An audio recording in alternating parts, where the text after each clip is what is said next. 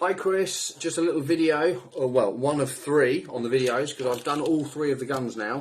So this is the cybergun M4 that we've turned into a DMR. This is the one that we have put that motor in there, that SHS motor that we were having trouble with your one.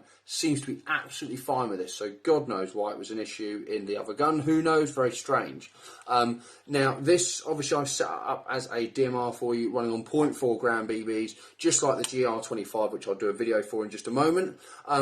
Now, we were hoping obviously this was going to be a simple build. There were a few things kind of that weren't expected to obviously get this to where we want it. Obviously I've gone through, made sure it's all shimmed nicely, checked all the piston, which is all good, so all those bits are nicely done, so that's absolutely fine. One bit I did see though that did need replacing is, look at this. That's your tappet plate. Look at the back end of that.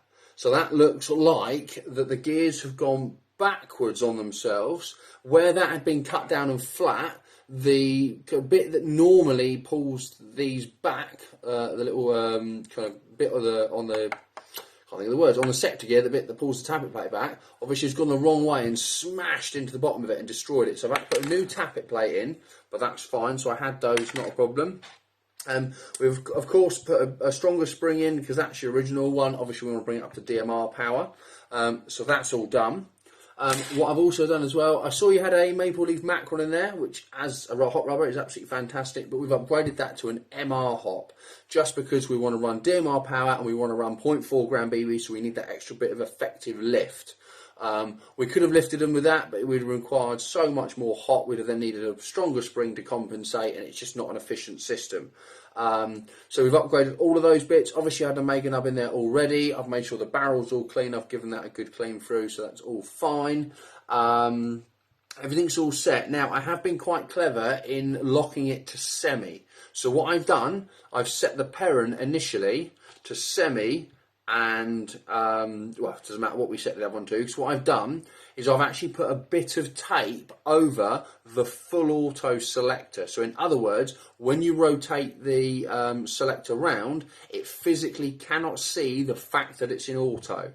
So it means if you were wanting to make this go full auto now, you'd have to physically take the whole thing apart, take off the tape, rebuild it all back together, and then set the Perrin setting so that it has a full auto setting. So hopefully that is sufficient way of locking it. Probably more so than if we just had a screw or something on the outside of the gearbox, which you could argue is easier to modify back to being able to get the full auto than it is actually having to rip the gun to bits to do it. So I think that was quite a nifty way to do it, just with a simple bit of tape on the selector. So it's absolutely fine.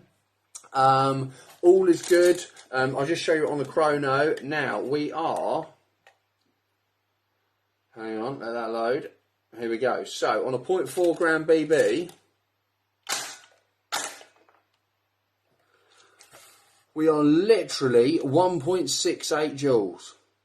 So it is bang on the limit. There are a couple that go to about 1.7 that I've had. Yeah, there you go. Just on perfect time. So 1.7.